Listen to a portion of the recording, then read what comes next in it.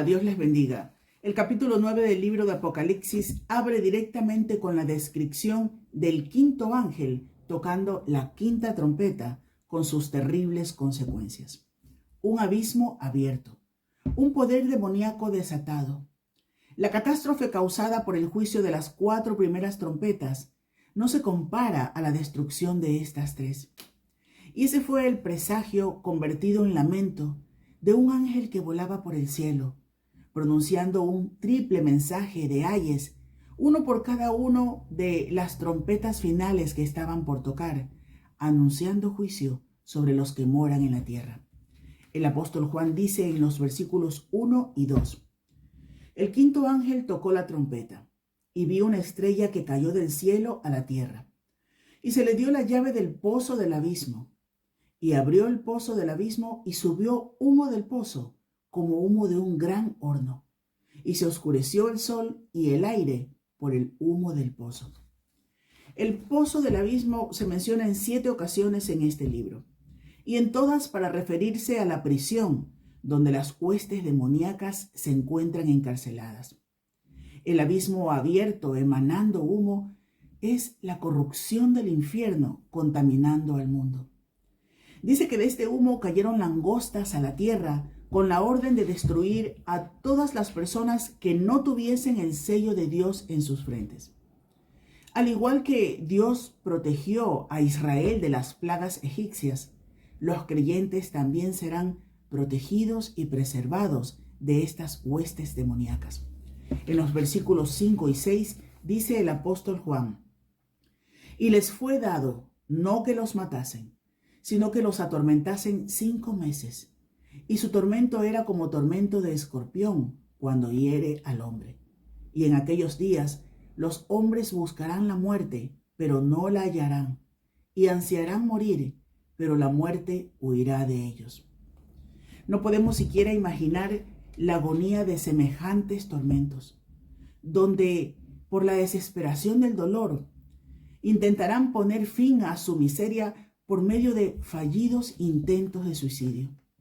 Por si fuera poco, más adelante en el versículo 13, Juan declara la visión del sexto ángel tocando la sexta trompeta, donde fueron desatados 4 ángeles caídos, dispuestos a matar a la tercera parte de los hombres que moraban en la tierra. Una fuerza demoníaca continuará causando gran mortandad por el fuego, el humo y el azufre que sale de las bocas de estas bestias de este ejército. Tristemente, Juan observa cómo después de estas cosas, los hombres que no murieron, ni aún así se arrepintieron de sus obras de maldad. Por todo esto es urgente que los creyentes cumplamos con la responsabilidad de predicar la palabra de Dios completa, sin obviar nada, tal como se encuentra en las Escrituras, porque los cielos cuentan la gloria de Dios, pero también su ira santa, su justicia. Cristo continúa llamando. Él no quiere que nadie perezca, solo espera que todos respondamos al llamado de su gracia. Preparemos nuestro corazón en oración para discernir el mensaje que viene a continuación. Y al final, recuerda compartir este programa. Con el sonido de las trompetas, todo empieza a alterarse. Las trompetas, como dijimos en el anterior programa, nos hablan de las advertencias, de las señales de alarma, del toque que nos pone en alerta ante algo grande que va a ocurrir. Eran ese sonido que predecía la llegada del rey, que anticipaba la llegada de alguien importante y venía anunciando esa llegada. Esa advertencia que te hace prepararte ante lo que ha de venir. Lógicamente las 4 primeras trompetas nos ponen en estado de alerta. Trompetas que nos hablan de catástrofes, de conflictos, de crisis. Pero realmente, ¿te has parado a preguntar alguna vez cuál es la más grande catástrofe que ha afectado y que afecta a la humanidad? Realmente, si pensamos en lo reciente, en lo que estamos viviendo, sí que podemos pensar en los terremotos hace un par de meses en Turquía. Terremotos que asolaron amplias extensiones de tierra que acabaron con la vida de multitud de personas. Podemos pensar en la guerra, en Ucrania o en otros lugares en conflicto. Podríamos pensar incluso en las catástrofes humanitarias de cientos y miles de personas muriendo en las fronteras por intentar llegar a un futuro mejor. Podríamos hablar de las hambrunas, de las crisis alimentarias que están afectando en grandes partes de la población mundial. Podríamos hablar de cómo nos bombardean mucho en estos días, de cambio climático y falta de lluvia, etcétera, etcétera. Señales de alerta que nos confrontan con que la realidad del mundo en el que vivimos está flaqueando, está en debilidad, con lo cual todo está al límite. Entendemos que la humanidad está en un momento crítico en el desarrollo de sus funciones vitales. Crítico en cuanto a la alimentación, crítico en cuanto a la ética y a la moral, crítico en cuanto a la seguridad. Pero ¿cuál es la gran catástrofe de la humanidad? Porque al final todo esto que vemos en el entorno no son más que los síntomas de un problema mucho más grave que hay en el fondo de la sociedad. La quinta y la sexta trompeta nos llevan a considerar con realidad la más grande catástrofe que afecta a la sociedad humana. Y esta catástrofe no tiene que ver con temblores, no tiene que ver con estremecimiento material, sino que es una catástrofe espiritual. Es realmente la realidad de una batalla espiritual que tenemos olvidada y que está dañando al ser humano. Esta quinta y sexta trompeta nos presentan que realmente la tragedia de la humanidad tiene que ver con aquello que lo oscurece todo, que lo daña todo, con aquello que viene de las profundidades espirituales de maldad. Y desde ahí lo que está dañando la verdadera lepra de la sociedad, la verdadera enfermedad y la verdadera catástrofe de esta humanidad se llama pecado. El pecado es como ese humo que surge de las profundidades y nos oscurece todo, porque nos impide ver el sol de justicia. El pecado forma una barrera que nos impide acercarnos a la presencia de Dios, nos separa, nos aleja de Dios, nos ciega completamente. El pecado es ese poder que domina nuestros miembros, ese poder que flagela al ser humano, que le cautiva, que realmente le lastra en su crecimiento, y como dice ese versículo 3, es como esas grandes langostas que consumen y asolan con todo lo que pillan por delante. Y es que el pecado genera en nosotros adicciones, genera en nosotros insatisfacción, genera en nosotros esclavitud, que al final nos roba todo y nos hace vivir en la pobreza, en la miseria, en la falta de esperanza. Nos roba el gozo. Y cuando vemos las realidades de la sociedad en la que vivimos dominada por el pecado, vemos como las familias han sido desestructuradas y destrozadas. Vemos como la economía está cada vez más polarizada en personas muy ricas y personas muy pobres. Vemos como constantemente las sociedades se están volviendo a la violencia, a la injusticia, a la desconfianza. Es un poder que asola con todo. Con todo lo que era hermoso, las langostas arrosan con todo y el pecado igual. Pero realmente lo que esta profecía nos dice que el pecado en la sociedad humana es un daño limitado. Porque hay un ámbito, dice el versículo 4, que no puede tocar. No puede tocar toda la producción, no puede tocar todo lo que vive, y no puede tocar a aquellos que están con la marca de Dios en sus frentes. Sí que el pecado daña a todos. Sí que el pecado esclaviza a muchos. Pero hay algunos que los efectos finales y nocivos del pecado no tienen poder sobre ellos, porque la marca de Cristo les protege. El que está en el trono les cubre con su tabernáculo, y eso trae seguridad. Y realmente el pecado atormenta. Y los versículos 5 y 6 nos hablan de la tragedia que trae el pecado a las sociedades.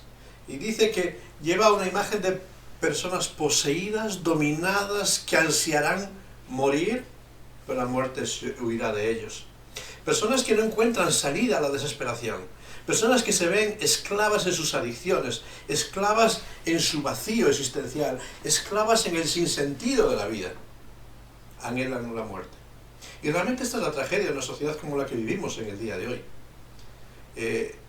cada día más estamos siendo alertados del aumento de índices de suicidio. Cada vez más vemos a personas insatisfechas en su vida que plantean que la única salida para ellos es la muerte y no lo pueden lograr. Porque el pecado nos lleva a una situación de desesperación, a una situación de no ver salida, de anhelar solamente la muerte, de intentar escapar de nuestra realidad. Pero escapar de la vida física no implica escapar de las consecuencias del pecado, porque éstas duran más allá de nuestra vida, sin salida, desesperanza. El pecado nos habla realmente de una guerra, pero de una guerra espiritual, como dice el apóstol Pablo, contra huestes espirituales de maldad. Porque es una guerra astuta. Esas fuerzas que salen espirituales de maldad, dicen en ese versículo 7, que son como caballos ya preparados para la guerra, cabezas con coronas de oro, caras como caras humanas, tienen astucia, tienen influencia, tienen inteligencia para dominar. Realmente no nos damos cuenta cómo las tentaciones y la seducción del pecado nos alcanza a cada uno de nosotros de formas tan sutiles. Cómo a veces estás en la vida más tranquila, en el ambiente más relajado, y la tentación empieza a susurrarte en tu oído. Esa voz que llega de forma imperceptible por medio de ambiciones, por medio de codicias, por medio de ira y enojo, por medio de insatisfacción. Y de forma sencilla y a veces imperceptible, de forma muy sutil, se cuela en nuestros pensamientos y toma las riendas de nuestra vida. Es un poder que es seductor, tiene atractivo, porque apela a los deseos de nuestra carne, a la vanagloria de la vida, a los deseos de los ojos, lo que queremos, apela a la codicia, a las pasiones, a todo aquello que forma parte de nuestro cuerpo. Y perdemos el control sobre ello. Y perdemos el control porque nos llena de terror. Nos llena de pavor el pensar que somos débiles y no podemos resistirlo. Y pensar que si lo resistimos vamos a ser unos bichos raros y no vamos a ser aceptados. Y pensar que no vamos a estar dentro de la corriente de este mundo. Y se vuelve un poder perturbador, dice el versículo 9 de Apocalipsis 9, con corazas como de hierro, con estruendo de muchos carros, un sonido que nos aterroriza, se vuelve invulnerable. ¿Y cuántas veces nos ocurre que siendo dominados por la tentación luchamos contra ella y no podemos? Y tenemos que decir, como el apóstol Pablo, miserable de mí, ¿quién me librará de este cuerpo de muerte? De este cuerpo que está anclado y atado por tentaciones, por luchas que no quiero. Porque veo el mal que está en mí y no puedo evitarlo. Y veo el bien que anhelo y no puedo alcanzarlo. Sin embargo, este es un reino también limitado, el reino del pecado. Aunque nos parece tan grande y nos hemos creado tantas ideas acerca de él de que no lo podemos derrotar. Nos dice el versículo 10 de este capítulo 9 de Apocalipsis, que pueden dañar durante un periodo muy breve. Los efectos del pecado en la vida, ahí lo limita a un periodo de 5 meses. Un periodo breve de tiempo. Un periodo que puede parecer largo, pero es temporal, tiene que ver con los efectos en esta carne y al final está sujeto a la caducidad. Realmente la influencia del pecado es grande en nuestras vidas, pero sabes, no dura para siempre. La promesa de la Biblia es constantemente que cesará todas las cosas viejas, toda lágrima, todo dolor, toda tristeza, todo efecto del pecado. Cuando eres cobijado por Cristo, eres protegido, eres marcado, eres separado y puedes vencer, porque Cristo ha vencido y en Cristo nosotros somos más que vencedores. Y a veces esta parte de la historia no la queremos creer, porque el pecado, como ese humo que surge desde las profundidades de la tierra, lo nubla todo, nubla nuestro entendimiento, nubla nuestra razón, nos bloquea. Y estas trompetas, la quinta trompeta nos está advirtiendo de que hay un problema aterrador y que es un problema espiritual y un problema que tenemos que luchar con él, porque si consentimos el pecado en nuestra vida estamos exponiéndonos a la ruina. Pero realmente la quinta trompeta también desenmascara lo que hay detrás del pecado. El versículo 11 de Apocalipsis capítulo 9 nos revela una realidad tremenda y nos dice que tienen un rey sobre ellos, al ángel del abismo, cuyo nombre en hebreo es Abadón y en griego Apolión. El nombre Es la misma palabra en hebreo y griego que significa el destructor y que destruye. ¿Sabes? A veces no nos damos cuenta de que hay cosas que deseamos, cosas que anhelamos, cosas que nos cuesta evitar en nuestra vida y que sus efectos son destructivos. Y nos están destruyendo. Y están destruyendo vidas y generaciones enteras. Podemos pensar en los efectos de la droga, en tantas personas que han arruinado vidas, familias. Podemos pensar en los efectos del juego y cómo han arruinado familias y vidas. Podemos pensar en los efectos del alcoholismo y cómo ha destrozado vidas y familias. Podemos pensar en los efectos de la pornografía y cómo arruina vidas y familias. Podemos pensar en los efectos de la avaricia y cómo destroza totalmente corazones, vidas y familias. Y así podríamos ir pasando por los efectos de la murmuración, de la violencia, del descontrol, de esos poderes que surgen de los abismos y que son poderes destructores y para destruir. ¿Sabes? Queremos tantas cosas en nuestra vida que nos parecen atractivas y que pensamos que son inocuas, pero a la larga sus efectos son destruir. Destruyen relaciones, destruyen el carácter, destruyen la economía, destruyen la vida, porque al final te exponen ante un juicio que vendrá. Y la quinta trompeta resuena para demostrarnos que la catástrofe más grande de la humanidad no es visible al ojo humano, no tiene que ver con terremotos o con volcanes o con un cataclismo cósmico, tiene que ver con un cataclismo que se produce en el corazón de cada uno de nosotros por los efectos de las huestes espirituales de maldad que están destruyéndolo todo. Pero la sexta trompeta también nos lleva un poco más allá. Nos dice que este problema espiritual que se manifiesta con el pecado y la tentación tiene un punto de partida y tiene una consecuencia final. Y ahí versículo 14 nos dice que es desatado los 4 ángeles que estaban atados junto al río Éufrates. Es curioso cómo este sello se denota. Dice el versículo 13 que suena desde entre los 4 cuernos del altar que estaban delante de la presencia de Dios. En el altar había 4 cuernos en los cuales se significaba en aquellos cuernos la misericordia de Dios. Aquel que se aferraba a esos cuernos no podía ser tocado.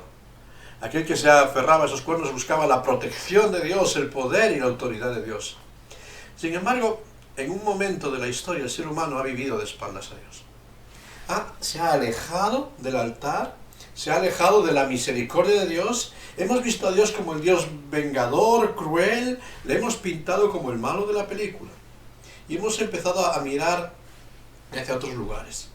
El río Éufrates era la frontera natural que daba paso a aquellas influencias que venían de Asiria, de Babilonia, de Persia, y que durante años empezaron a ser permeables a la cultura hebrea, y empezaron a ser los portadores de la idolatría, de los cultos a Moloch, a los Baales, a todo tipo de cultos paganos.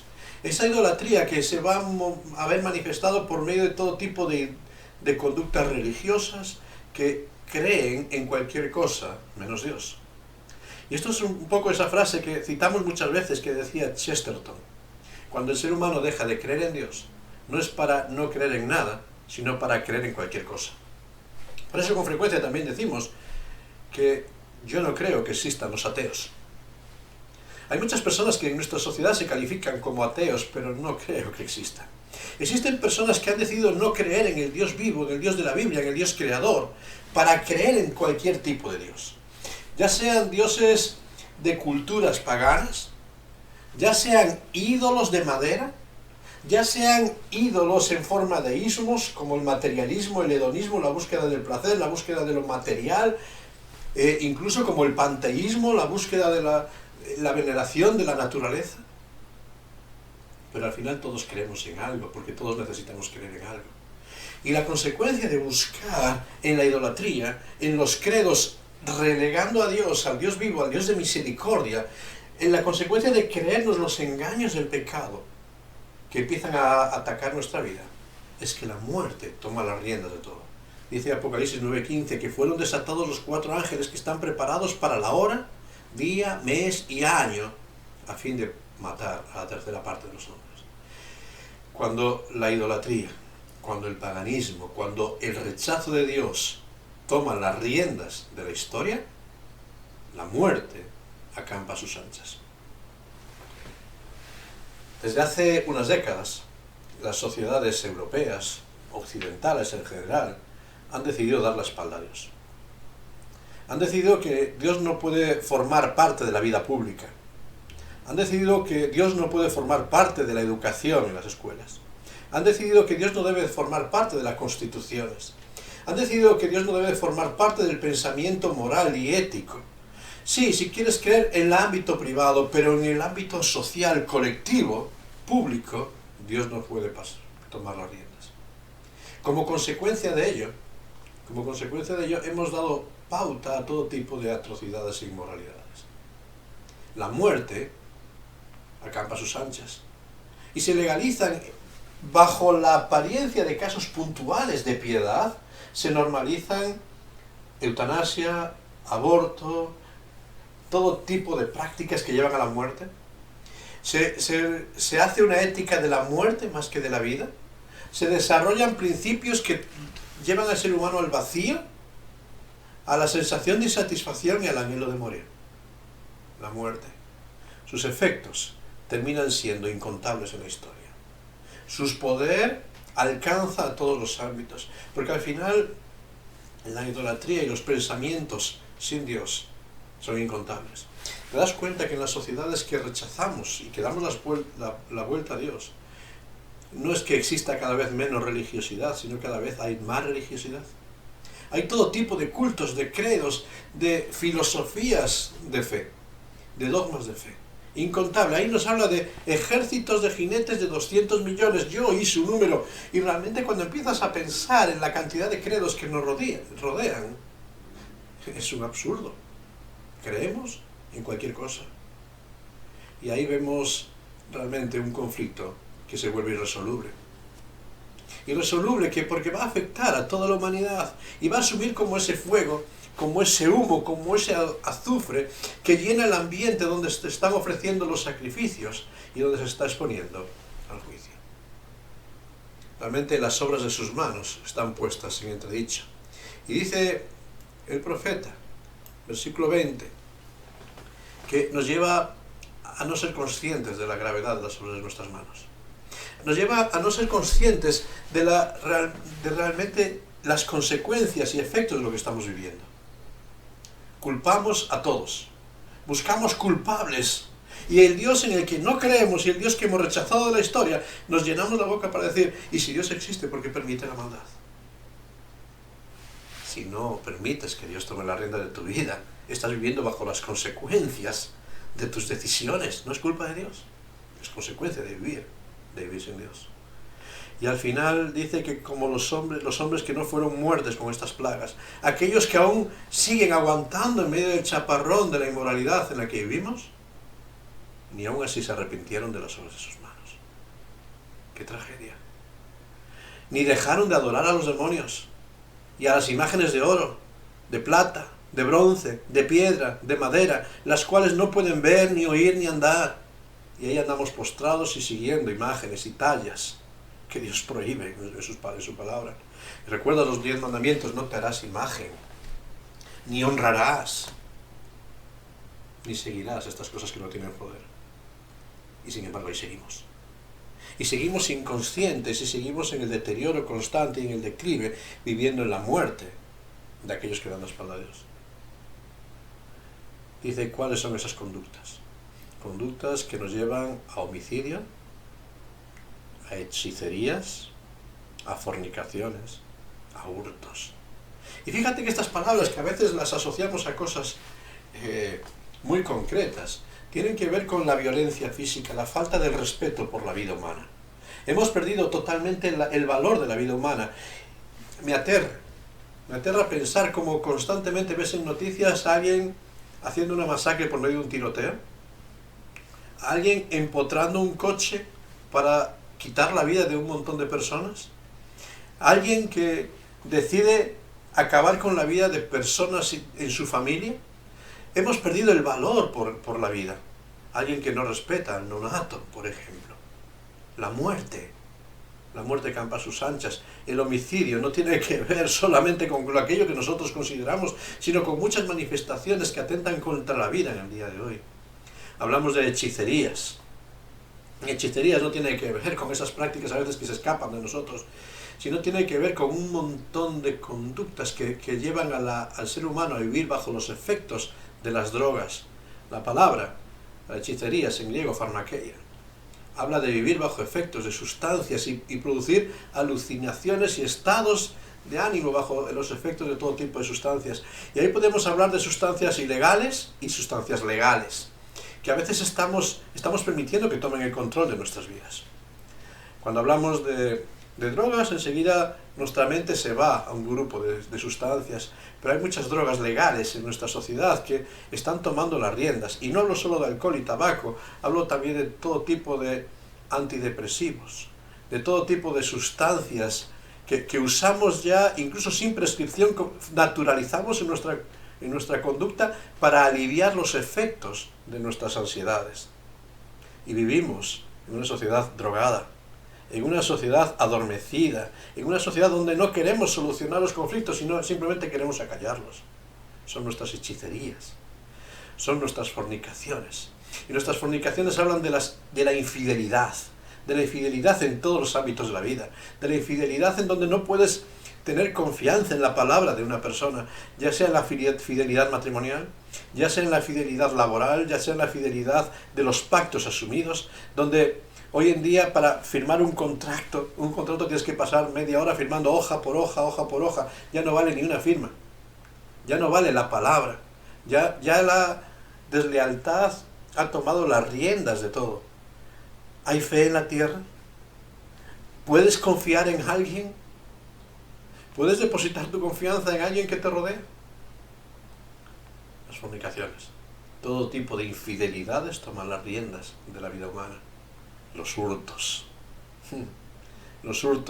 Y es interesante porque no habla solo de estos grandes robos, sino de la tendencia que todos tenemos a aprovechar la situación, esa picaresca que estaba tan asentada en la cultura española. Esa picaresca de ver, yo soy el más listo para sacar lo que me conviene. Esos hurtos que se ven en el campo laboral, en la explotación, que aprovechas el tiempo de otras personas sin abonar lo que es justo. El hurto que hacen los empleados hacia los empleadores cuando no están cumpliendo con su jornada laboral. El hurto que tiene que ver con no honrar a la otra persona cumpliendo con sus expectativas. El hurto que tiene que ver con engañar por medio de publicidad. El hurto que tiene que ver con muchos aspectos que a veces tenemos acallados. Y al final todas estas situaciones dominan nuestra vida. Y cuando nos enfrentamos con la realidad de estas trompetas que están sonando en la historia humana, tenemos que hacernos una pregunta. Porque hay una diferencia, nos dice Apocalipsis 9.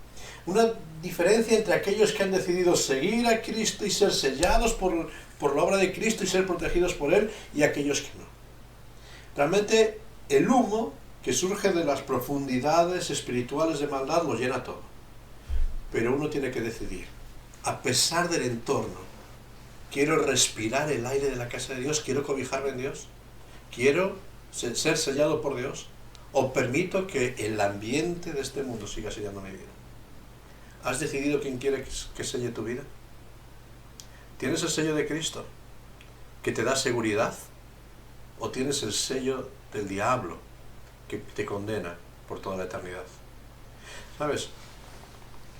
Apocalipsis 9, con estos dos sellos, nos dice que no hay una opción intermedia. O estás sellado por Cristo o estás sellado por el diablo. Y fíjate, es radical el posicionamiento. Pero la decisión y la advertencia que Apocalipsis pone delante de nosotros es que todos tenemos que tomar una decisión. O estamos con Cristo, protegidos por Él, por toda la eternidad, o estamos contra Cristo. Cualquier práctica, por muy piadosa que sea, por muy bonita que sea, por muy productiva que sea, por muy gozosa que sea, por muy alentadora que sea, que no está avalada por la palabra de Dios y por Cristo, es contra Cristo.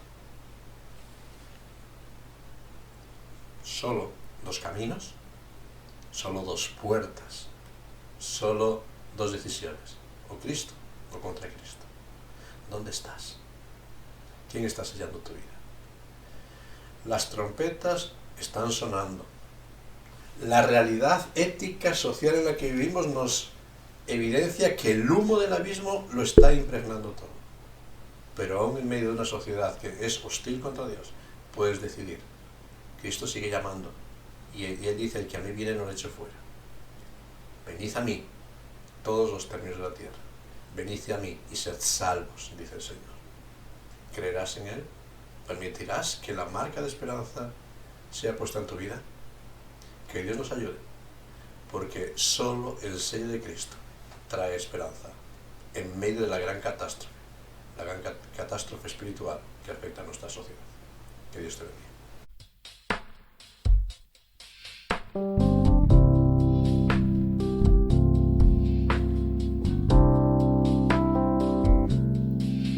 Cuando lloras por las veces que intentaste y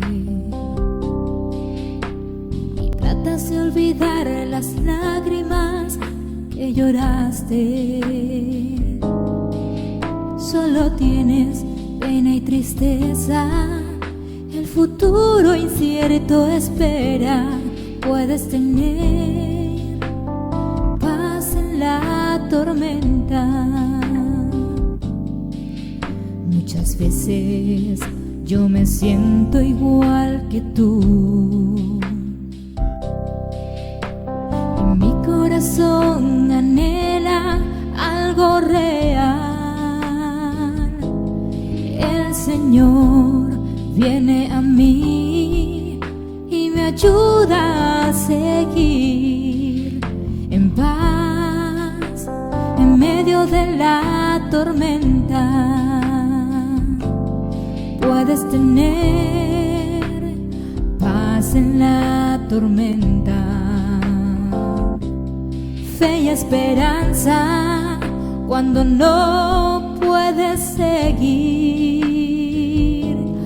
Aun con tu mundo hecho pedazos, el Señor guiará tus pasos en paz en medio de la tormenta. Y puedes tener paz en la tormenta, fe y esperanza cuando no puedes seguir. Aun con tu mundo hecho pedazos, el Señor guiará tus pasos en paz en medio de la tormenta. En paz en medio de la tormenta. En paz en medio de la tormenta. Ante la realidad de tiempos catastróficos como los que vivimos en el ámbito de la ética, la moral y la espiritualidad, realmente la decisión más grande que podemos tomar en este día, la decisión que tenemos que tomar es con Cristo o sin Cristo, con Cristo o contra Cristo. A veces la sutileza del engaño que fluye desde los abismos de la tierra es llevarnos a pensar que no es tan importante tomar esa decisión. Pero la Escritura nos dice de forma tajante, Juan 3:36, que el que cree en Cristo tiene vida eterna. Y dice, el que rehúsa creer en Cristo. No el que no cree, sino el que conscientemente rechaza la invitación de creer en Cristo. No verá la vida, sino que la ira de Dios está sobre él. Unos protegidos y otros expuestos ante la ira. ¿Cuál es la diferencia? ¿Creer en Cristo, aceptarle como Señor y Salvador, o rechazarle? Y esa es la decisión que hoy tienes que tomar. Es una decisión que te corresponde a ti y nadie más. ¿Has creído en Cristo como Señor y Salvador? ¿Has permitido que la marca de Cristo sea puesta en tu vida? Si has creído, gózate, porque Él te protege de la ira que vendrá. Y puedes estar seguro, porque es su palabra, su fidelidad y no tus méritos. Pero si no has creído, si piensas que tienes tiempo, si piensas que no importa, si piensas que el juicio no llegará, te invito a que observes las advertencias de las trompetas, observes las advertencias en la naturaleza, observes las advertencias en la ética y la moralidad, observes las evidencias en la abundancia de idolatría, y que ante las señales y las advertencias decidas. Porque si no crees en Cristo, no hay protección para tu vida. Te invito hoy, delante del Señor, busca a Cristo. Cree en Él, porque solo en Él podrás ser salvo. Y te invito a que lo hagas ahí a donde estás, simplemente orando y le digas: Señor, necesito creer, ayuda a mi incredulidad, perdóname, vuelvo a ti. Y Él te restaura. Vamos a pedir al Señor que Él nos cobije en este día. Gracias, Señor, porque aun cuando estábamos expuestos ante tanta tentación, ante tanta maldad que lo llena todo, aun a pesar de los efectos nocivos del pecado que sigue dañando y quiere dañar nuestras vidas y muchas veces nos roba el gozo y nos hace caer, aun a pesar de nuestra fragilidad, Cristo ha venido para ser el vencedor. Y Él ha vencido al pecado, y Él ha vencido la muerte, para que todo aquel que en Él cree tenga vida eterna, para que todo aquel que en Él crea pueda clamar con convicción: soy vencedor, no en mis obras, no en mis méritos, sino en Cristo Jesús, mi Señor y Salvador. Por eso, Padre Celestial, muchas gracias por todo lo que has hecho. Pero, Señor, yo quiero pedirte en este día, de forma especial, por aquellos que creemos, para que nos ayudes a aferrarnos más a ti, que perdones nuestros pecados, que son muchos, y nos ayudes a vencer en medio de esta lucha cotidiana. Quiero pedirte por aquellos que no creen, por aquellos que están expuestos a la ira que vendrá. Señor, llévales a la fe, llévales al arrepentimiento, toca sus corazones, inquiétales, para que, observando el sonido de trompetas, las advertencias que nos están rodeando, puedan entender que solo en Cristo hay esperanza, solo en Cristo hay vida. Señor, gracias porque la puerta de oportunidad hoy está abierta. Y mientras se dice hoy, es tiempo de decidir. Pero, Señor, que no rechacemos la decisión, que no rechacemos a Cristo, que no ignoremos la advertencia, sino que nos pongamos seriamente delante de ti, porque solamente en ti hay esperanza. Señor, que a ti sea toda la gloria, toda la honra, y sobre cada uno de nosotros derrama la bendición, y sobre todo aumenta nuestra fe. Te lo pedimos en el nombre de nuestro Señor Jesucristo, y te damos muchas gracias. Amén. Que Dios te bendiga en todo este tiempo.